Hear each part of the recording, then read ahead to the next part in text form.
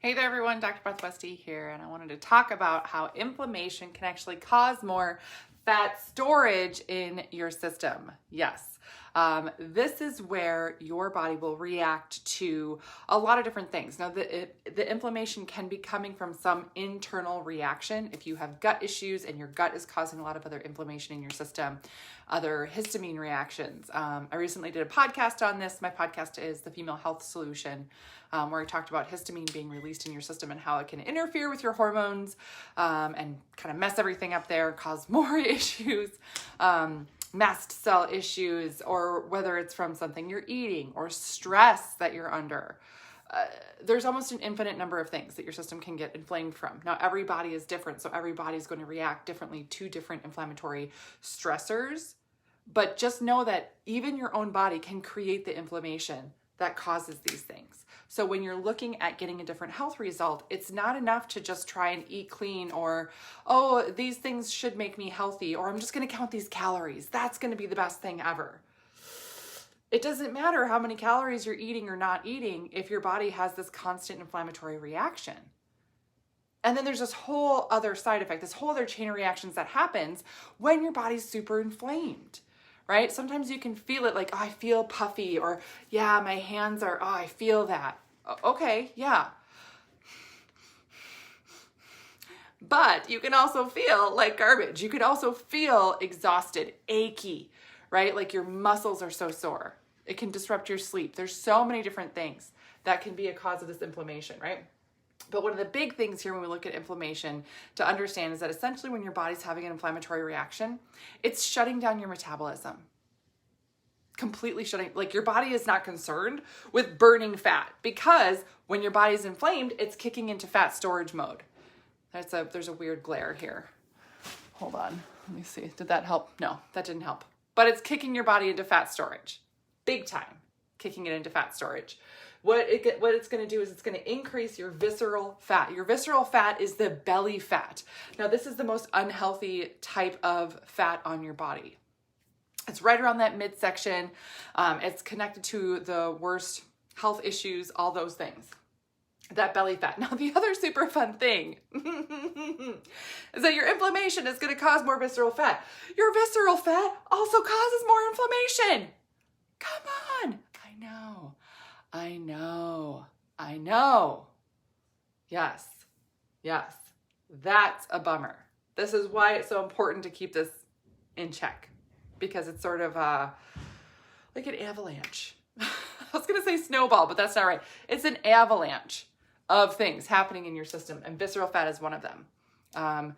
This is a big thing that can also interrupt not only other health things, but also hormone issues as well. It increases fat that is stored in your liver. This is going to impact how well your liver can function.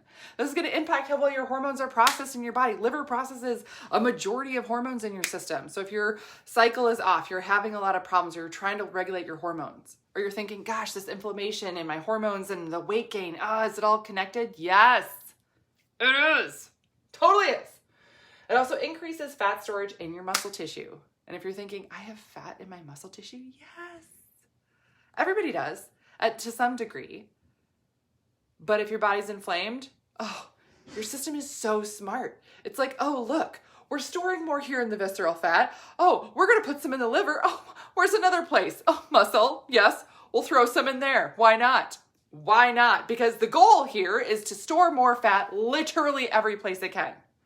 Now, when you're looking at, again, how your digestive system functions, how your liver processes and detoxes things, that's going to change. That's why you feel like garbage. When you have more fat being held in your muscle tissue, that's why you feel like garbage when you're working out, that you can't get through a full workout, that you can't recover like you normally do. It's like physically in there. I'm yelling now. I don't mean to yell, but that's yes, right? The other thing is that these fat cells are also larger in size. Like they're just bigger. And you're like, well, yeah, of course I have more fat then. No, you don't have the same, you have the same number, but they increase in size a lot. So there's different fat. You have visceral fat, which is that belly fat, and subcutaneous fat. And even if you have the same amount of fat, the fat cells will increase in size, which again is going to shift your ability to maintain muscle tissue too. And then when these fat cells are much bigger, they actually decrease in function. Your fat cells are also functional. It's functional tissue. Adipose tissue is functional tissue. It has a purpose in your body. And when it does good things too. But when it's out of control and inflamed, it does not do the good things that it's supposed to do. It also will decrease your insulin sensitivity, meaning you're going to become more insulin resistant. So you can't upload energy from the food you're eating like you should. So eating healthy and all that stuff isn't going to feel like you're getting any benefit from it. You're like, I still kind of feel like garbage. Oh, God, that's kind of sucks. Yeah. Right? And then the last thing on there, hopefully you can see the very bottom of this here, right there, is it decreases your metabolism overall, and it decreases your hormone balance. It just throws everything off. It throws everything off, the inflammation, right? And it's all connected, right? This isn't just one thing. It's not just one thing. It's everything is connected. Your whole system works with other systems. Your body works with other body systems. And your health is cumulative. So it matters. It matters how long you've been inflamed. It matters if you've gone through inflammatory periods throughout your life, how your body reacts and responds to it. It matters. And it matters the path that you take back to this. So these are the things that we work on in the 12-week challenge. These are the things that we work on. We check so many different things about your body. We do Dutch testing. This is going to check your hormone levels, do GI mapping, which is going to check your gut health, even genetic testing to see if you are more prone to inflammation than other people are. Yeah, that makes a big difference. And then recommend the right amount of nutrients, supplements, and everything for you.